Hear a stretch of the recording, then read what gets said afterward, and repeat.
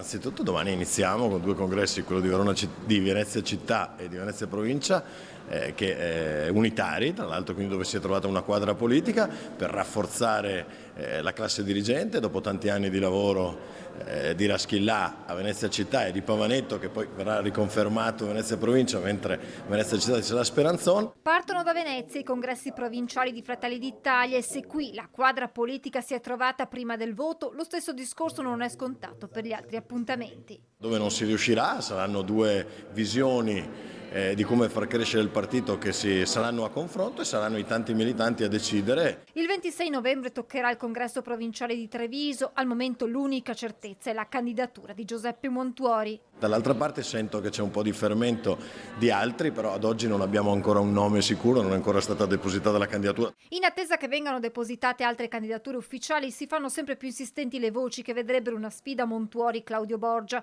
Chiunque sarà, si tratterà di un confronto aperto sui contenuti e io vigilerò perché sia così, aggiunge De Carlo, che sottolinea come tutti i congressi siano accomunati dallo stesso spirito. E compattare il partito per le prossime sfide europee, tante comunali e soprattutto le regionali, che per noi sono un banco di prova importante. E a proposito di regionali, nei giorni scorsi era circolato il nome del presidente del Licce, Matteo Zoppas, ma è stato proprio il diretto interessato a smentire una sua possibile candidatura a Palazzo Balbi nel 2025. Sta facendo un lavoro tra l'altro eccellente nel Licce e è riconosciuto in tutto il mondo per la sua proverbiale capacità di rappresentare al massimo l'Italia. Un po' prematuro parlare di candidature, però sicuramente abbiamo una classe dirigente che può rappresentare il futuro di questa regione. Quando sarà ora saremo sicuramente pronti. Il nome di De Carlo si era fatto anche per una candidatura alle regionali.